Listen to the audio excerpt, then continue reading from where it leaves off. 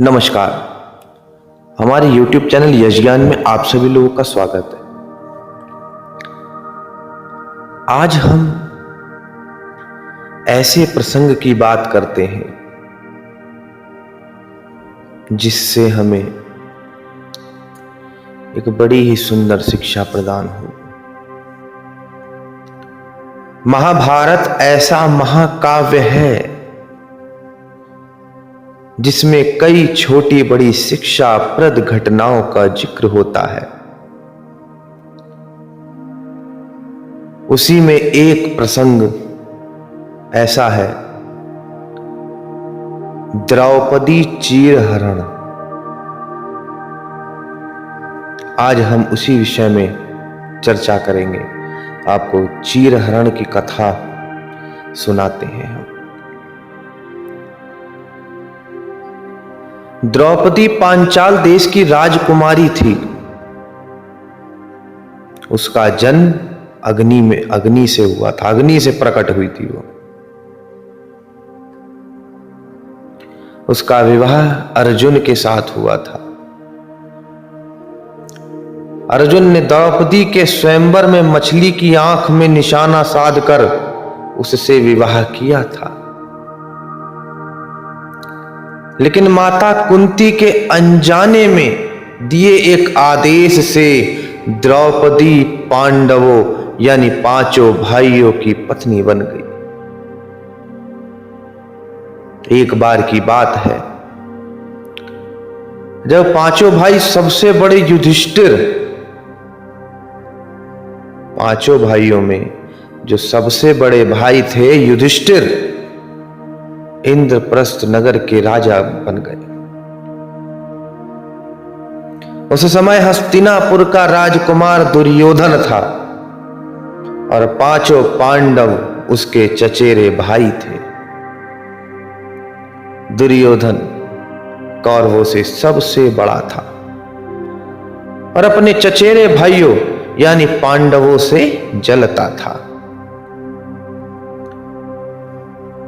दुर्योधन सबसे ज्यादा अपने मामा शकुनी की बात मानता था। शकुनी ने दुर्योधन को सलाह दी कि पांडवों को द्यूत खेलने के लिए आमंत्रित करो। द्यूत माने जुआ, जुआ खेलने के लिए आमंत्रित किया गया। पांडवों ने अपने भाई दुर्योधन का निमंत्रण भी स्वीकार कर लिया। उस सभा में भरत वंश के शासक धृतराष्ट्र, भीष्म पितामह, गुरु द्रोण और महात्मा विदुर जैसे महान लोग भी उपस्थित थे। शकुनी मामा ने छल कपट से पांडवों को हराना शुरू कर दिया। इस खेल में पांडव अपना राज्य हार गए, अपने भाइयों को भी हार गए, अंत में खुद को भी हार गए। दुर्योधन ने अपना दास बना लिया युधिष्ठिर को। फिर उनसे कहा कि अपनी पत्नी को भी दांव पर लगाओ। वो मजबूर थे, उसने मजबूरी का फायदा उठा लिया और युधिष्ठिर को अपनी पत्नी को भी दांव पर लगाना पड़ा। शकुनी मामा के छल कपट से युधिष्ठिर द्रौपदी को भी हार गए।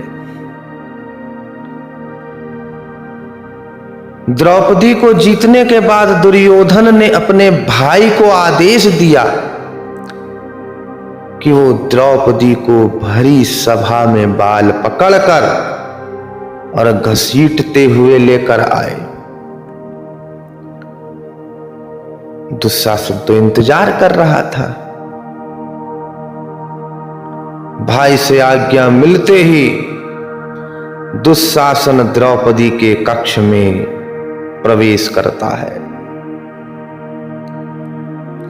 उससे सभा में चलने को कहता है। लेकिन रानी द्रौपदी भी बहुत स्वाभिमानी और पवित्रता स्त्री थी और पतिव्रता भी थी। इसलिए उन्होंने दुशासन के साथ चलने से मना कर दिया। परंतु दुशासन भी घमंड में चूर गुस्से में आकर द्रौपदी के बाल पकड़कर और उसे खींचते हुए सभा में लेकर आ जाता है। दुर्योधन ने दुशासन को आज्ञा दी कि वो द्रौपदी को भरी सभा में निर्वस्त्र कर दे। दुशासन ने जैसे ही द्रौपदी के वस्त्र को हाथ लगाया, द्रौपदी ने श्री कृष्ण को मदद के लिए पुकारा कि गोविंद मेरी मदद करो। श्री कृष्ण अपने भक्तों को कभी नाराज नहीं करते। कृष्ण ने द्रौपदी की करुणा पुकार सुनी। उन्होंने द्रौपदी की साड़ी को बढ़ाना शुरू कर दिया।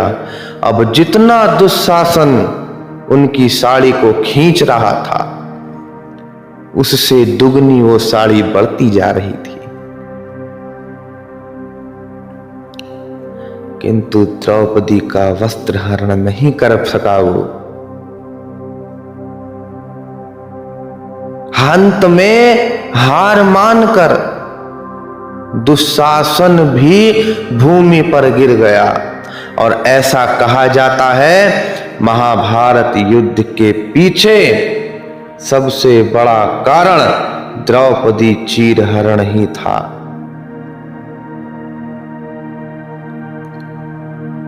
उस समय महाभारत काल में 5 पांडवों की पत्नी के साथ जब इतना बड़ा दुष्व्यवहार हो सकता है, तो हमें आज के समय के लिए कल्पना करनी चाहिए। स्त्री का मान सम्मान हमेशा व्यक्ति को करना चाहिए।